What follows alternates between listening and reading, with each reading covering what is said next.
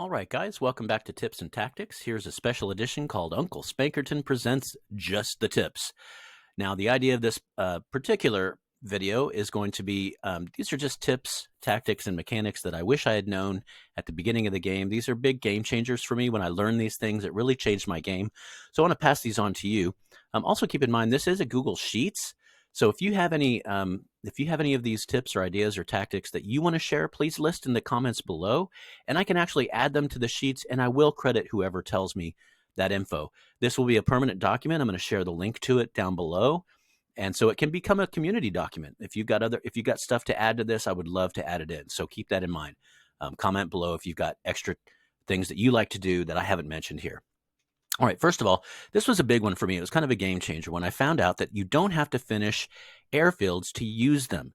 You can land and take off from half-built airfields. You can land them, leave them there as long as you want. You can attack from there.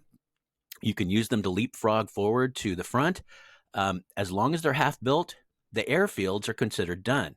And I suppose the other half has to do with sort of warehouses, workshops, and so forth, the rest of the stuff that gets built in the whole complex, because you can't build actual aircraft on that tile until you fully complete the airfield all the way.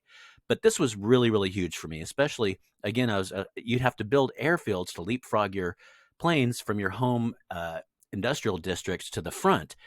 And so if you wait for them to build the whole time, you're losing hours and hours. But if you realize that you can leapfrog there after they're half built, and you can attack from half built airfields too, right? Because they act as full air bases. You just can't build air material there. So this is really a big one. This changed my game when I learned it. It really did.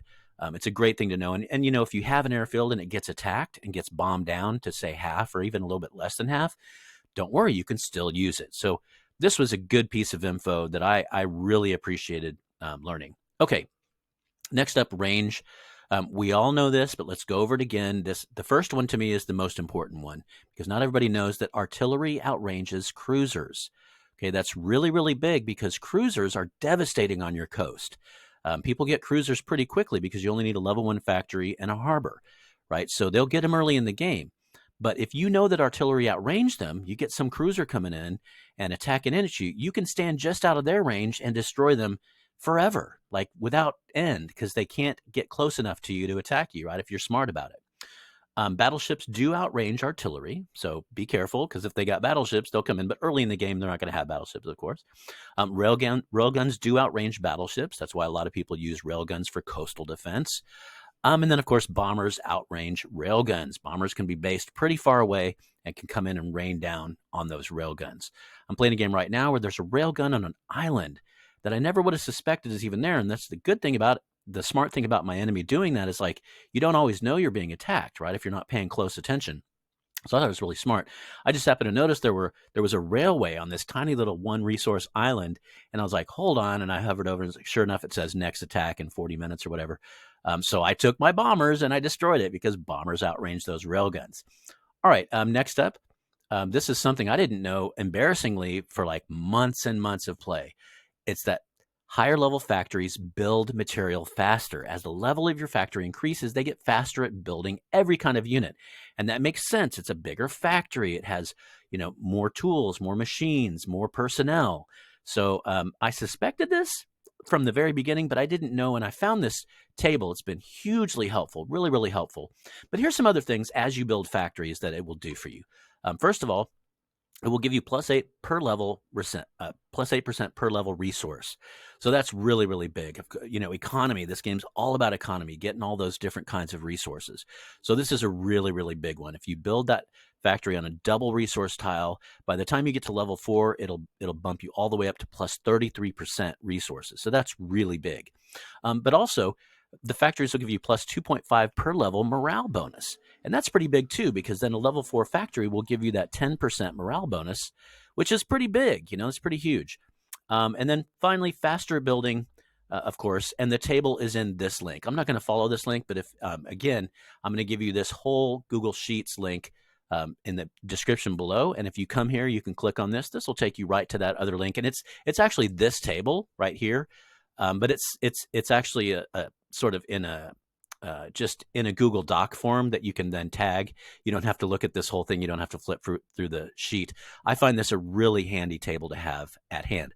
Anyway, this table leads us directly to our next wonderful thing here, is that you can build fast arties early in the game. So early in the game, really, really early, the first person to get artilleries is often the one who dominates their neighbors. And I try to be that guy. I try to come in with the artillery. Everybody's got forts, right? At least early in the game. But when you come in bombing out their forts, they're just like, oh man, what's going on?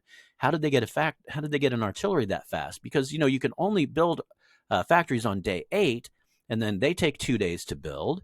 And then after that, artillery take 4 days to build, right? So it's all sort of a game of quickness. How fast can you do it? So here's the trick. Build your level 1 factory as soon as you can, right? Then build your first artillery when that's done. 2 days later, build your first artillery. Now, it will tell you that the artillery will be done in 4 days. It'll give you that as soon as you build that artillery. Now, you're smart, though. You've got enough materials and silver put aside to immediately build a level 2 factory in that exact place. That will take 2 days, right? So here's the deal. At the end of that 2 days, your artillery will be 2 days done and will still have 2 days left, right? Wrong, because as soon as you build that level 2 factory, as soon as this finishes, it's going to cut the build time in half. So instead of 2 days left, it'll go immediately to 1 day left. Now, I know this for a fact. I've done it. I've watched the factory develop. I've watched the build time decrease. And this is a beautiful, beautiful thing, because instead of 4 days, your first arties will be done in 3 days. This can be devastating. Having a 24-hour jump on your opponents in the region. And also, as active players who know this game, we'll often get the jump on them just because we know how important it is to get it quick, right? But now we have a mechanic that can it's not artificial. This is not a cheat, right? This is just built into the way this game works. You can get arties in 3 days after your first factory.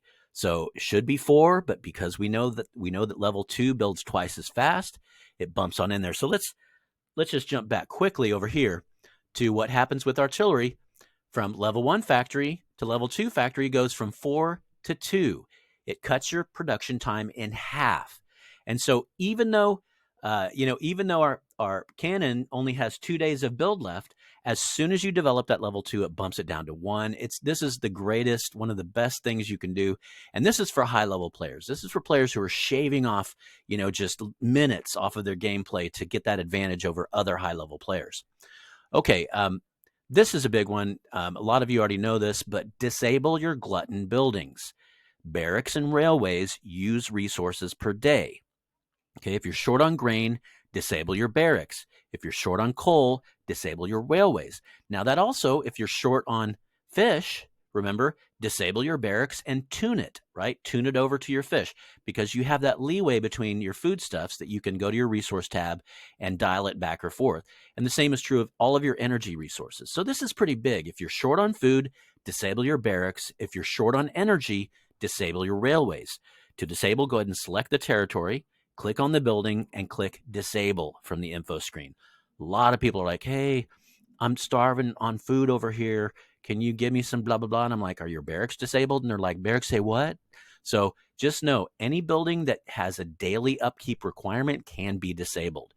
Keep that in mind. I do it all the time. So railways and barracks really are the ones you got to look out for. Okay. This is pretty big too. This is one of those finesse ideas. Limited infantry can engage at any given time. More in a stack is not necessarily more powerful. So only 5 infantry units, 5,000 men, can engage fully with the enemy. That means the exact full damage, which is 1.2 damage per unit. And that makes sense. Only 5,000 can get in front and engage fully with the enemy. The next 10 units, the next 1,000 men, their attack is reduced because they're from a distance. They're over the shoulders of the first 5,000, right? Or spread out. So they only get a damage of 0.4 per unit. Then the next 25 units, right? The next 25,000, I guess, guys on the field are attacking from afar, and they inflict only 0.1 damage per unit. So that's down quite a bit from that maximum unit. Okay, any additional infantry inflict no damage. They're just in the backfield awaiting their turn to move forward into combat. Okay, the same idea applies to armored cars, cavalry, and all tanks. Okay, in other words, all melee units, all ground melee units, because there's just so many people you can fit on the ground at any given time that can engage the enemy. Now, what does this mean? Well, it means if you want maximum efficiency, run in stacks of 5, right? If you want every single unit you send in to get maximum 1.2 damage, send in stacks of 5. I do this against larger stacks, right? So the idea being like if you send in 40 guys, right? 40 guys, you're going to get 6 damage from this. You're going to get 4 damage from this, and you're going to get 2.5 damage from this. So if you send in 40 guys, you're going to get 12.5 damage from that 40 guys, right? But if you send in 5 and then 5 and then 5 and then 5, right, you're going to get 6 damage per unit every single time. Now, I'm not saying do that, but I'm saying I've taken out some big stacks with this, just full maximum efficiency attacks. I'm not sure if it's the best way to go. I haven't really landed on that, because on the other hand, it's not like this 10 and 25 are wasted. They're just waiting to move into that front line to exact maximum efficiency, right? So what I'm thinking is if you have let's say there's 100 infantry in a fort, and you want to start wearing them down, you send in 5, and they inflict maximum damage, but then they get killed, right? Well, if you sent in 15, they would inflict maximum damage, and then they'd all get killed, right? So you'd lose this 10, but they would only have gotten that attack for 4 damage, right? Instead of what they should have, which is double 6 is 12, right? Because there's 10 of them. So the idea being, use this however you can, whatever you think is appropriate. Sometimes you need a big stack of infantry with lots of meat shields if you got bombers coming in and you got other material in your stack that you want to defend, like tanks or artillery. So just keep this information in your head and use it wisely. All right. The next one here is, this is kind of a neat thing that I didn't know at first, is that troops without a nation disappear. Don't waste your time fighting troops from a nation that's almost gone, about to be defeated. Because when you take the last territory from an enemy, all of their remaining units disappear. So they go into POW camps and then they're integrated back into the population. So I had a particular one where there were hundreds of troops. And it was actually a friendly guy who'd said, hey, I'm yeeting all my guys out into the ocean. Come take my territory. And so I wasted a lot of time killing all of his guys in the ocean, because then I was like, once I attack him, he only had 4 territories, by the way. I was like, once I attack him, then those guys will become enemies and they'll attack me eventually or whatever. But the point is, what I should have done is just take all of his territories. All those infantry would have disappeared. So keep that in mind. I'm playing a game right now where this tiny little island nation has 15 bombers left over. And I'm like, I'm not going to fight these bombers. I'm not going to waste time. I'm going to just take these remaining 4 islands and all those bombers will disappear. So it's kind of a neat thing to know. It's not going to come up very often, but when it does help, it helps a lot. I don't want to spend time facing off against these bombers. All right, another one here is artillery cannot fire in melee combat. This is something that most people know, but a lot of new players do not know. Keep your artillery away from melee. That means hand-to-hand, in-your-face combat. As soon as someone engages your artillery in melee, they lose their ability to attack. You must prevent this at all costs. So, for example, if you have a bunch of infantry and some artillery in a fort, the enemy is going to run up melee units to engage you. Do not allow that to happen. As soon as they engage you, even though you're in the fort, your cannon can no longer fire. So what you do, of course, is you run out your own 20 guys to engage them in the field while your cannon continues to rain in. Now, if all they have is melee units, what I always do is I back my cannon out behind the fort, right? And then let them engage with my fort, because melee units against a fort are terrible, right? They'll just die screaming against the concrete. Meanwhile, I'm raining in from behind artillery down. So there's a lot of little strats that are tied into this, but the main thing to remember is prevent anybody from engaging your cannon in melee combat. The same is true of fighters and bombers, by the way. The worst thing that can happen is someone will engage your fighters or bombers on the ground. It's horrific. Don't let it happen. All right, so that's it, guys. There's a bunch of other strats and stuff, and so I really encourage you to share them in the comments below. What I'm looking for here again, though, are things that game-changing things, big things that really change the way you played the game, things you wish you'd known earlier. So share them below. I'd love to hear from you. And again, this is a live document, so I can add your suggestions in, and I will actually credit whoever says that in the document. So this hopefully will be a community document that we'll keep alive for a long time because it's live. When I change it, it'll change wherever you've got it. If you put a star on it, then you can come back to your Google Drive and you'll go back to the starred stuff and you can find it easily. And so let's keep it going, guys.